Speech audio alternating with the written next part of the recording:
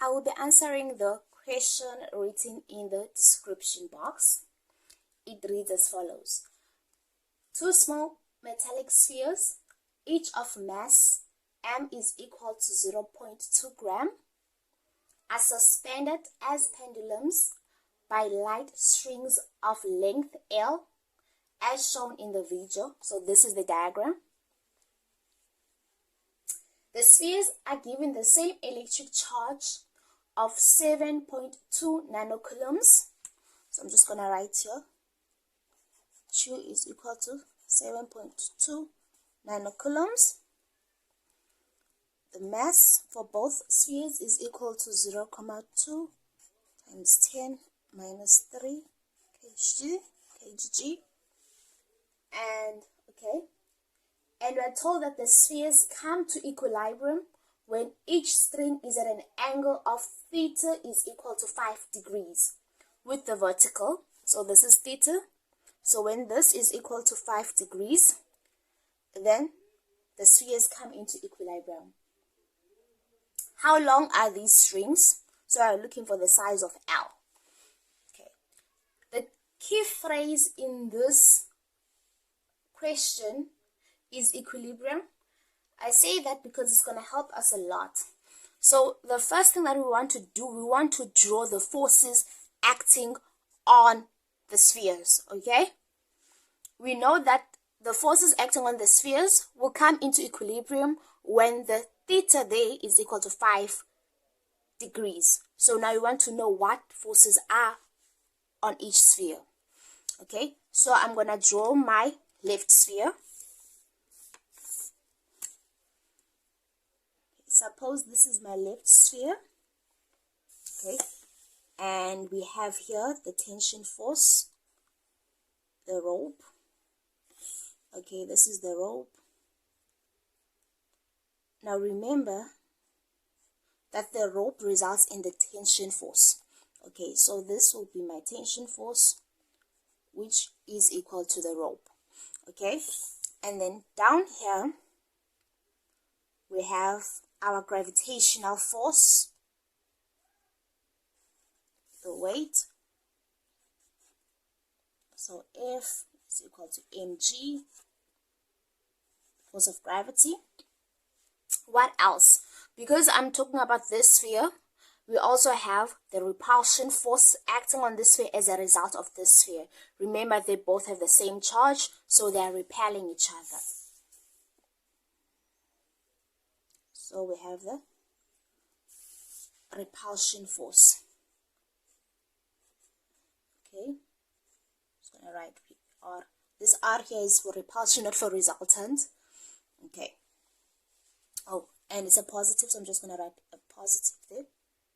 Similarly, the forces acting on this sphere, it's Fg, and it's the repulsion force. However, for this sphere, it will be going on the right side, and then you have the tension force, which is going to be going on this side. I think you get an idea.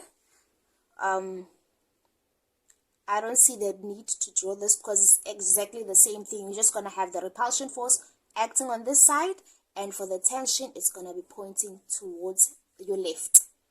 Okay? Now, we are told that the forces acting on the sphere comes into equilibrium when theta is equal to 5 degrees. Okay, let's consider first. Let us break the tension force into its equilibrium and its vertical components. Okay, you know that this is theta here, right? And so there will be a theta here as well. There will be a theta here as well. The angle here is theta. Similarly, the angle here is also theta. Okay. And here we have our tension force in the horizontal component, and up we have our tension force in the vertical component. Okay, And we know that using mathematics that Tx is equal to L, right?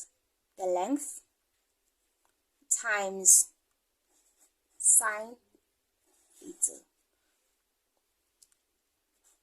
Ty, the tension force on the vertical, is equal to the length of the strings times cos theta.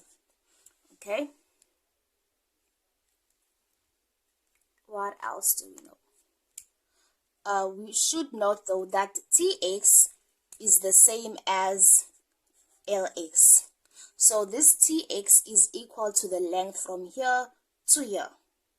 Okay? Tx is equal from the length from here to here, which is also equal to Lx. And Ty is the same as Ly. Okay? Now, let us calculate the total force acting in the vertical direction. Okay, Fy on this sphere, on the left sphere, which is the total force acting in the vertical direction, is equal to the vertical component of the tension, which is Ty. I'm just going to write here L cos theta minus mg minus the weight. Okay, because we are told that the spheres come into equilibrium when theta is equal to 5 degrees, we're going to set this equal to 0, where our theta is equal to 5. Similarly, for our our horizontal forces, okay, we have this is equal to, we're going to take the right side as a positive and the left side as negative. We have our Tx is equal to L, the tension force on the right, the tension force of the string minus the repulsion force, sine theta, right, minus the force of repulsion. Just going to write it as a result of the other sphere. Okay, remember that the repulsion force on this sphere is going towards the left, the repulsion force on this sphere is going towards the right, but that won't play much role right now as long as we have this. And then from this, this is also equal to 0 because the forces acting on this sphere causes the sphere to be in equilibrium when theta is equal to 0. So the horizontal forces are equal to 0, the vertical forces are equal to 0 as well. And from this, we can then rewrite this. I'm going to say this is equation 1, I'm going to say this is equation 2. We can then write equation 1 as L cos theta is equal to mg.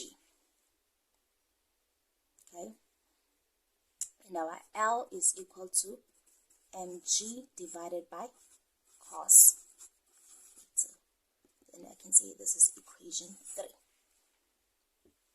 Okay, moving forward, using equation 2, we know that L sine theta is equal to the force of repulsion. Okay, and then if we substitute this L value here, this is what we're going to get. We're going to get mg divided by cos theta times sine theta is equal to fr. Okay, so here we've substituted 3 into equation 2.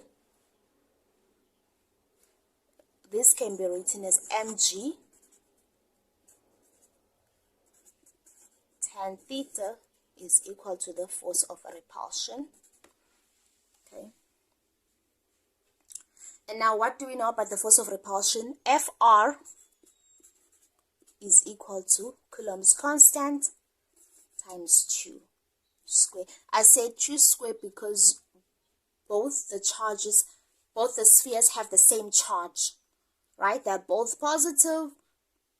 same amount of charge, same mass. So I can just write q squared divided by the distance between them. Now remember, as I said, that the distance between the spheres, right, is equivalent to the length of Lx from here to here, right, and then Lx from here to here. So 2 times Lx, because remember,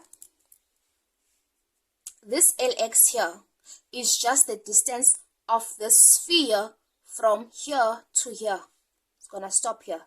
The distance from this of this sphere from this is Lx. Let me just write it here. This is Lx. It's gonna stop here. And then here we have Ly. Okay? So if you want to find your R, the distance between both the spheres, then you have to times Lx by 2. Then you have the distance between both spheres. Okay? So the radius is 2 times Lx or 2 times Tx. Same thing, right? Have to square that. What else do we know? We know that our K value is equal to 9 times 10 to the power of 9. We're given the charge. We have 2, and we're going to find the length between the spheres. We have mg, we have m, the mass of the spheres, we have g, it's 9,8, we have theta as well. Okay, so this is equal to mg times 10 theta. Now we're gonna make try to make Lx the subject of this formula. Okay, you can say k q squared divided by mg tan theta is equal to 2 Lx squared. You can also square this here.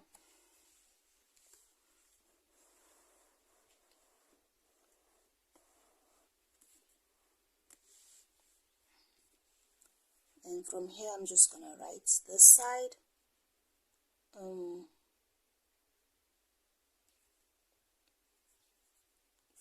K q square divided by, I'm just going to take this 2 square, which is 4, below 4 mg tan theta, which is equal to Lx squared.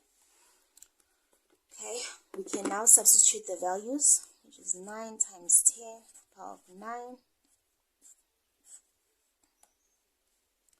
And then our q is 7.2. Nano is 10 to the power of minus 9 squared divided by 4. The mass is 0.2. 10 to the power of minus 3 kg. Didn't have to put this here. And then we have 9.8 and have 10 5 degrees. Okay, this then implies that okay, Lx is equal to Lx squared is equal to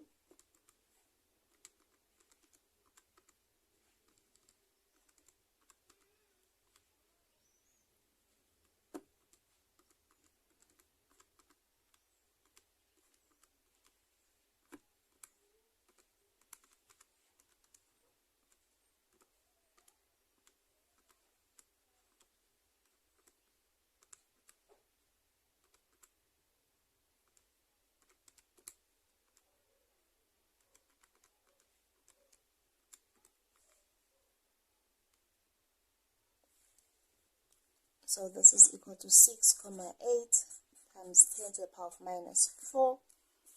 Okay, we take the square root of L, you know that L is going to be equal to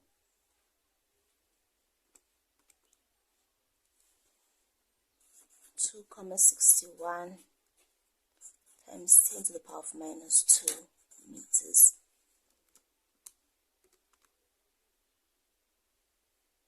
Okay, no, this is LX, this is not L, this is LX. And then you can use this to calculate the value of L. Remember, using this equation or this equation doesn't matter. So I'm gonna take the first one, your LX. Oh, you have to use LX. I'm just gonna write here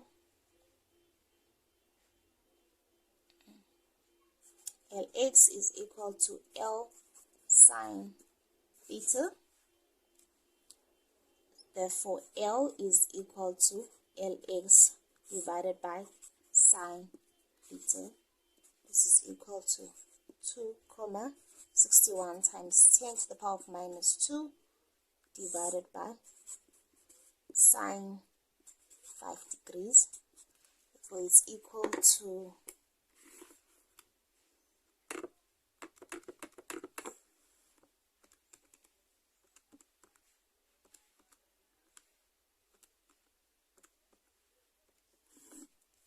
the value of L is equal to 2,99 meters. There we go.